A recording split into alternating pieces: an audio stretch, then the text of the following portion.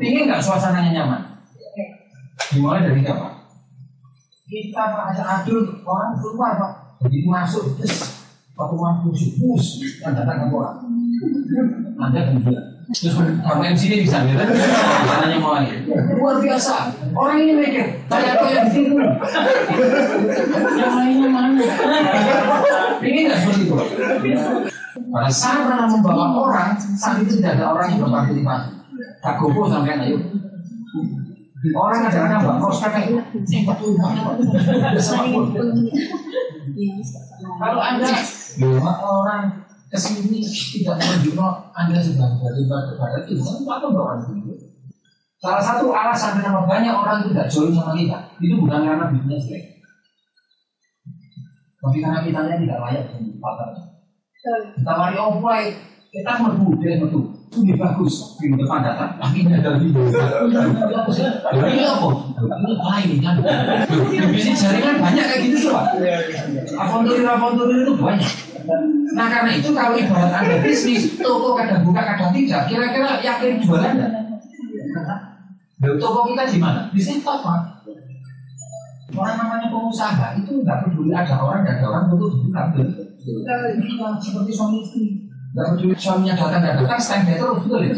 Iya berias terus betul ya standby ya. Kamu sampai hari ini. Nah itu kalau udah kan males aku nggak tahu mau belahan ini loh. Akhirnya orang desa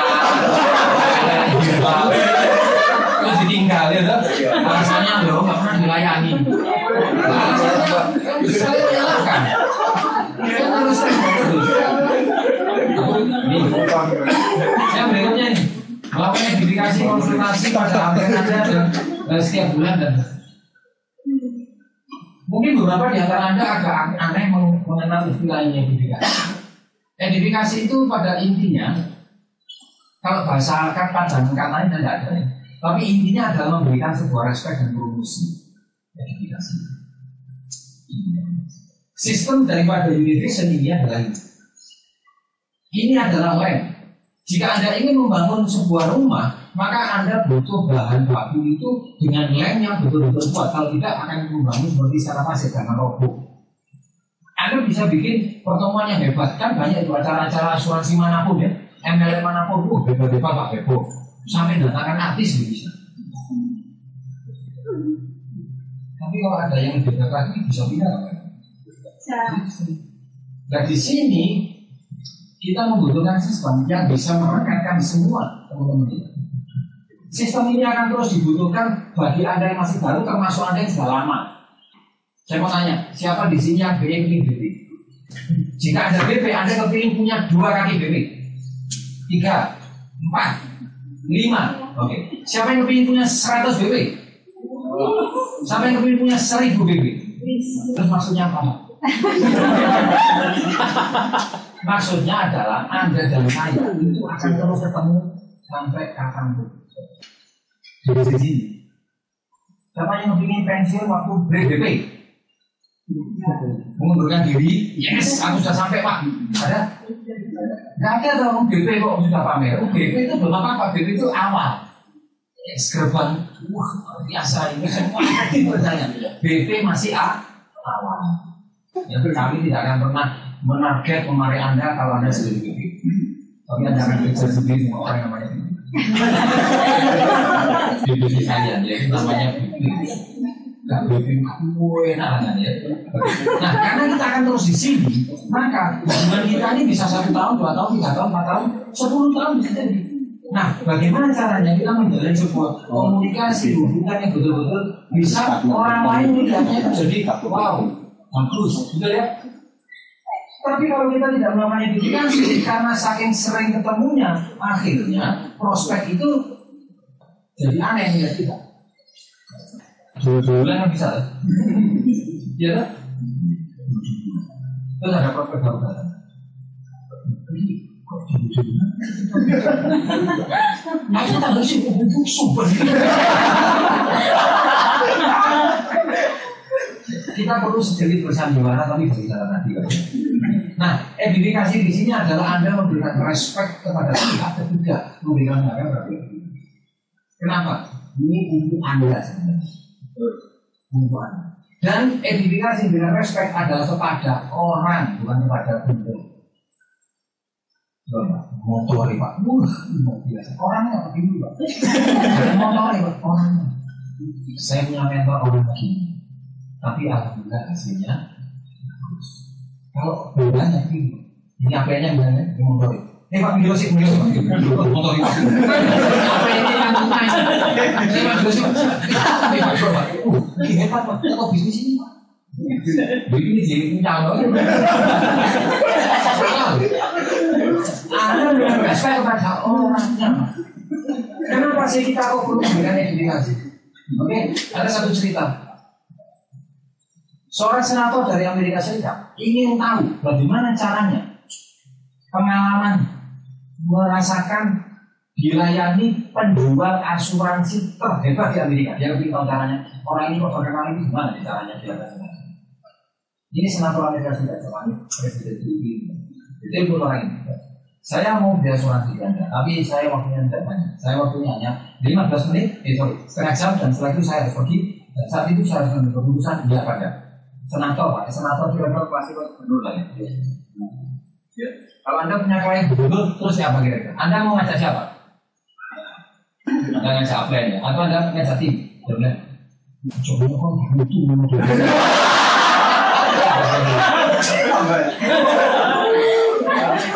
pengaruh nggak sama prospek Anda? Pengaruh. Maka kita harus jadi orang yang berkualitas dan berilmu gitu ya. Nah, akhirnya orang ini mau. Oke, saya mau ketemu janjian di sebuah rumah makan. Janjian ketemu di rumah makan. Nah, dia sudah membayangkan nanti saya ingin tahu jaringannya apa. Karena dia penjual asuransi terhebat dan terkaya. Ternyata orang ini datang bersama satu orang yang dia kenal. Dia duduk bertiga. Nah, katakanlah orang agen asuransi namanya si A, temannya namanya si B. Begitu duduk, si A mengenalkan kepada si B, Pak, ini saya kenalkan, ini adalah seorang teman saya namanya si B. Ini Pak, salaman, kemudian dia cerita, Pak, si B ini adalah seorang wartawan yang sangat senior, menulis kabar-kabar dari orang-orang yang top, yang luar biasa. Selama 15 menit pertama, si A ini agen asuransi ini cerita tentang luar biasanya si B. Masa kalau yang ditemui orang ini mulai senator, presiden, gubernur, orang-orang top semua habis ini semua orang. Nah si B ini selama diceritain sama si A, dia 15 menit yang mau beli asuransi mulai gelisah. Ini kok gak ngomong asuransi? Kapan ngomong itu? Setelah 15 menit dia sudah cerita intinya orang ini sudah. Iya saya sudah tahu orang itu. Tapi tidak kenal kan? Setelah itu janjian si A izin. Oh maaf saya mau kamar mandi. Padahal waktunya sudah tinggal 15 menit lagi. Saya mau kamar mandi. Pergi, tinggallah si B dan orang yang mau beli asuransi.